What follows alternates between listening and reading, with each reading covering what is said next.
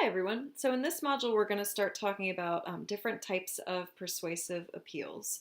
And they're going to be broken into two categories. Those are emotional appeals and logical appeals. So we're going to start with talking about emotional appeals, and you will want to take good notes on these following lectures because you're going to be asked to use these various types of appeals in the persuasive letter that you're to draft at the end of the module.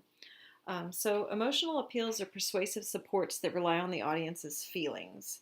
So when you use an emotional appeal, you're playing on the audience's feelings. If you can upset, frighten, guilt your reader, you're in a good position to persuade them because their feelings are then involved in the argument.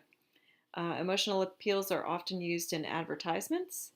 They can tend to play on the audience's weaknesses or insecurities to make them feel as if they need to buy something to make themselves better.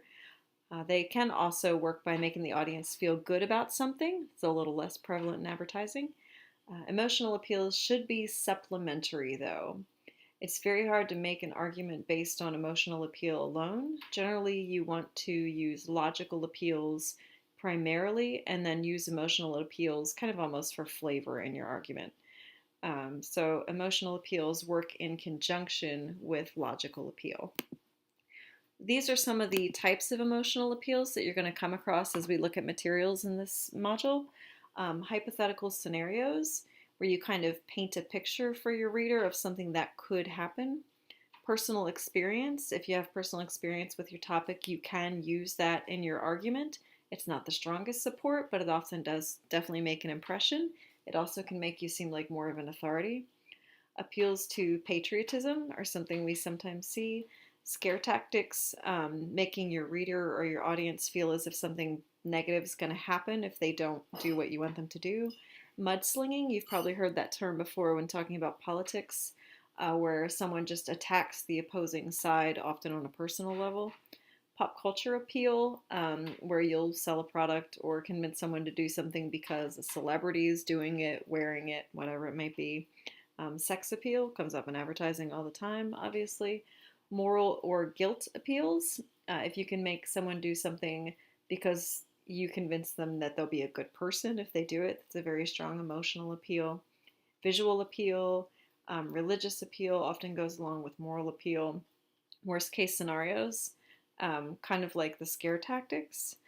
They work the same way. If you can convince your audience that something really terrible is going to happen if they don't do this, you're in a good position. And then also peer pressure is a type of emotional appeal that we see all the time. You should buy this product because everyone around you has it, or things like that. Places where you're going to find these emotional appeals, advertising uses them a lot more than logical appeals.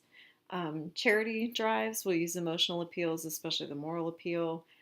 Churches, personal arguments, motivational and also political speeches, you will see some emotional appeals.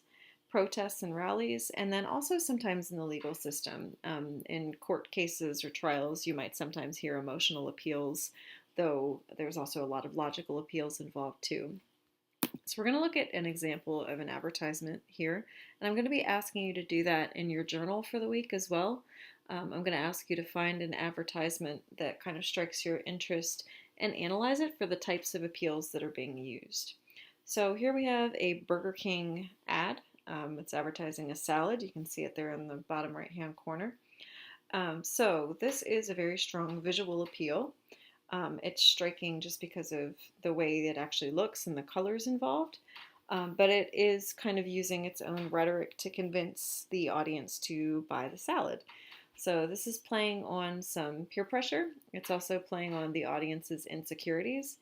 So what's going on here in the advertisement, as you can see, is we have this shapely pair of legs not wearing anything, and then we have the Burger King crown around the ankles. The logic is that the woman has lost enough weight for the crown to be able to fall here. And then if we read the ad going downward to the right-hand side, we have the salad. So it kind of functions as the ending or the conclusion of the ad. If you eat the salad, this is what's going to happen. So this is playing on audience insecurities. Obviously, weight is an issue that's on a lot of American consumers' minds. So this kind of makes you feel as if, oh, if I want to lose weight, here's something I can do. I can eat this salad. It's probably rubbish, of course. We know there's cheese and egg and dressing on that salad, but whatever. So it's addressed to obviously a large audience. It's addressed to people who would like to lose weight.